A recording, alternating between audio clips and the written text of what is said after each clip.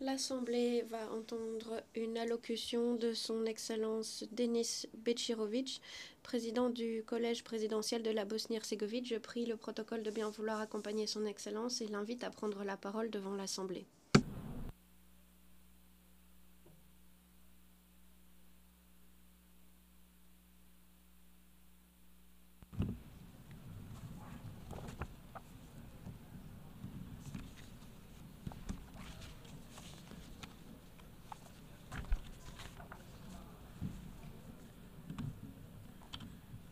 Dear President of the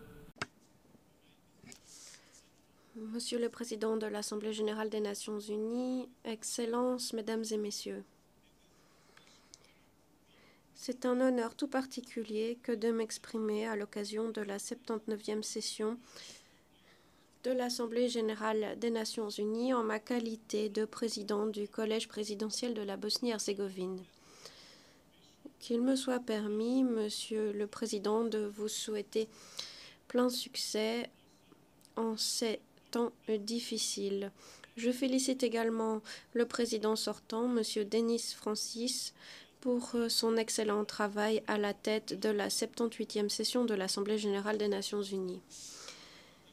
Monsieur le Président, c'est un honneur que de servir l'État invincible de Bosnie-Herzégovine, l'un des plus anciens pays d'Europe.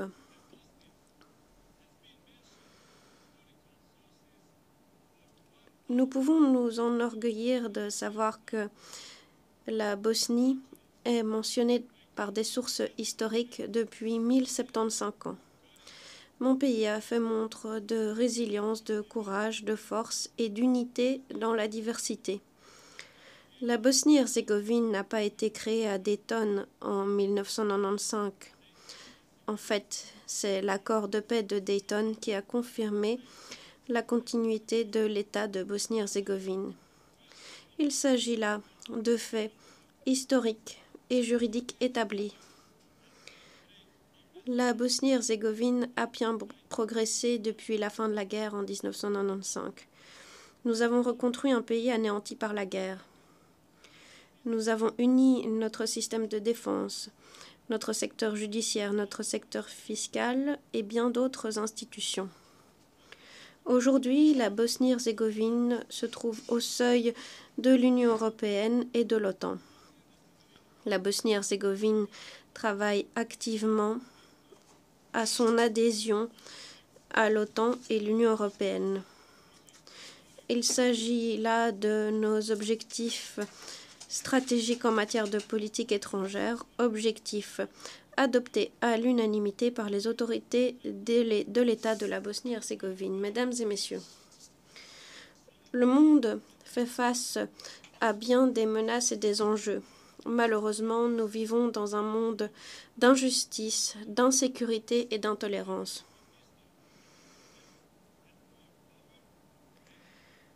C'est la première fois dans notre histoire que nous avons tant de pouvoir et que nous ne parvenons pas à le maintenir.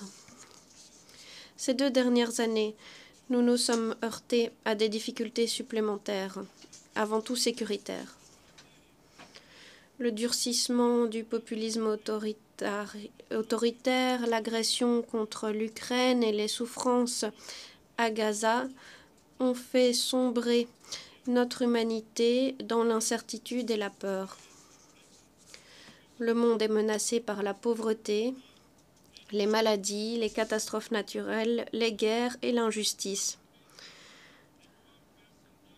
L'on estime qu'une personne meurt de faim toutes les 4 secondes. Il est particulièrement déplorable de savoir que des millions d'enfants vivent dans l'extrême pauvreté. Se pose alors la question suivante. Pourquoi avons-nous tant investi dans les armements plutôt que dans l'éradication de la pauvreté? Il est grand temps de comprendre que les vies humaines ont plus de poids que les armes.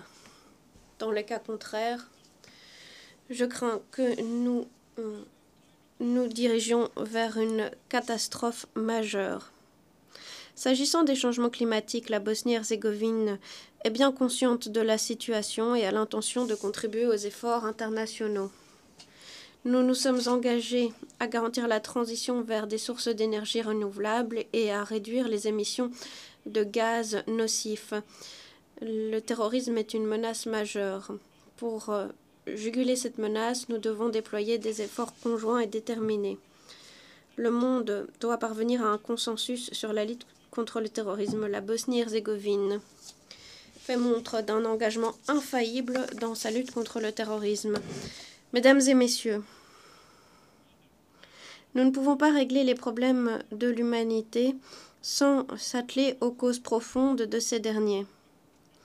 Nous ne pouvons pas interrompre le cours de l'histoire. Toutefois, nous pouvons l'influencer. Voilà pourquoi je vous propose de nous concentrer sur les éléments suivants. Préserver le rôle de l'ONU en tant que centre majeur de coordination et de coopération. Sur l'importance de la Charte des Nations Unies, sur le renforcement du système multilatéral conformément au droit international. Nous devons intensifier le processus de réforme à l'ONU. Nous devons œuvrer de concert pour renforcer la crédibilité de l'ONU. Nous devons garantir la bonne mise en œuvre du programme à l'horizon 2030 ainsi que les ODD. Nous devons rétablir la confiance et la coopération entre les nations sur des questions internationales clés. Nous devons donner sa chance à la confiance mutuelle. Nous devons faire le choix de l'inclusion et de la démocratie. Nous devons renforcer la diplomatie préventive alors que le monde est fragmenté d'un point de vue géopolitique. Ensemble, nous devons ouvrir la voie à la coopération internationale plutôt que aux rivalités et aux conflits. Les conflits et la destruction ne font pas partie de notre ADN. Nous devrions édifier une culture de dialogue, de coopération et de paix. Nous n'avons pas d'autre solution que la paix et la stabilité. Mesdames et messieurs, l'humanité est confrontée à une crise morale et politique profonde. La réponse de l'ONU à la situation en Ukraine et à Gaza a été inappropriée, comme cela a été le cas lors de l'agression en Bosnie-Herzégovine de 1992 à 1995. L'agression russe contre l'Ukraine est un exemple flagrant de violation de la Charte des Nations Unies et du droit international. Voilà pourquoi nous condamnons fermement l'agression russe et nous réitérons notre appui à l'indépendance, la souveraineté et l'intégrité territoriale de l'Ukraine. Les souffrances subies par les enfants et les civils palestiniens sont indicibles. Gaza constitue un affront à notre humanité au XXIe siècle. Toutes les vies humaines se valent. Les civilisations doivent lutter pour les droits humains de tous, quelles que soient les appartenances raciales, religieuses ou ethniques. La Bosnie-Herzégovine est le seul pays européen à avoir connu un génocide après la Seconde Guerre mondiale. Cela a été déterminé par les tribunaux des Nations Unies. Les jugements sur le génocide perpétré contre les Bosniaques ont des dimensions légales, historiques, morales et civilisationnelles. Malheureusement, les idéologies, les politiques qui incitent au génocide menacent à nouveau la Bosnie-Herzégovine. J'aimerais remercier l'Assemblée générale d'avoir adopté le 23 mai une résolution faisant du 11 juillet la journée internationale de réflexion et de commémoration du génocide de 1995 à Srebrenica. Cette résolution est un document d'une valeur morale et civile immense et est essentiel tant pour l'ONU que pour la Bosnie-Herzégovine. assurons-nous de garantir la vérité au sujet des génocides à Srebrenica et au Rwanda, et ce pour notre passé, notre présent, mais surtout notre avenir. Malgré toutes ces injustices, la Bosnie-Herzégovine demeure fermement engagée en faveur de la coopération internationale. Étant donné qu'il s'agit d'un de nos objectifs stratégiques majeurs en matière de politique étrangère, la Bosnie-Herzégovine est un pays épris de paix qui s'est engagé à renforcer la coopération régionale. C'est pour cela que nous participons activement à de nombreuses initiatives régionales. Afin de garantir l'avenir pacifique des Balkans occidentaux, il est indispensable que tous les pays reconnaissent qu'aucune modification des frontières n'est possible.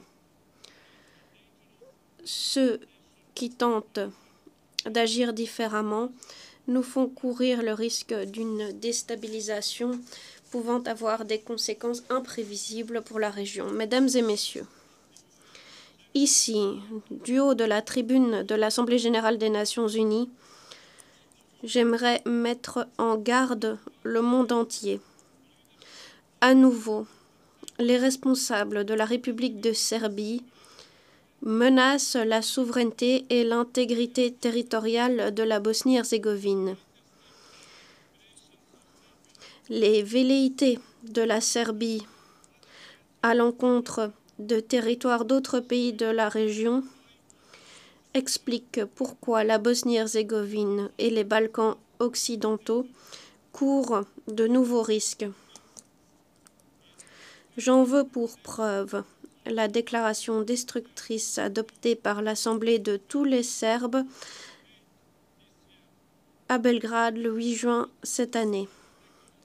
Il ne s'agit pas d'une simple déclaration, mais d'un programme hégémonique hypothéquant l'accord de paix de Dayton et l'État de Bosnie-Herzégovine.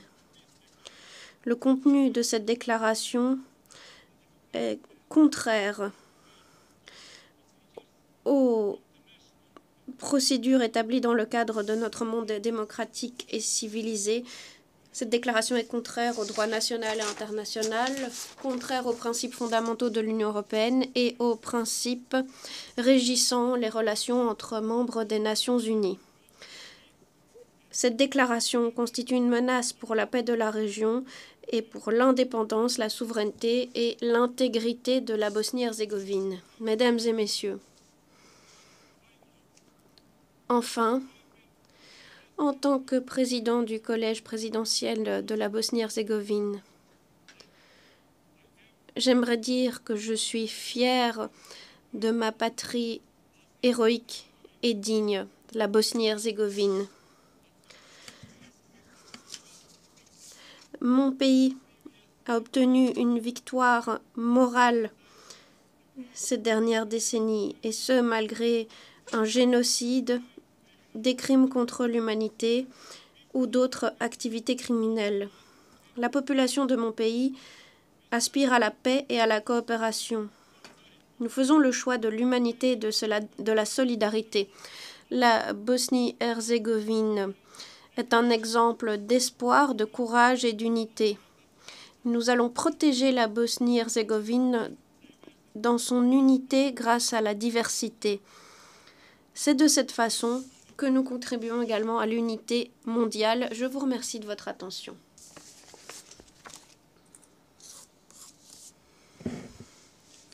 Au nom de l'Assemblée, je remercie le président du collège présidentiel de la Bosnie-Herzégovine.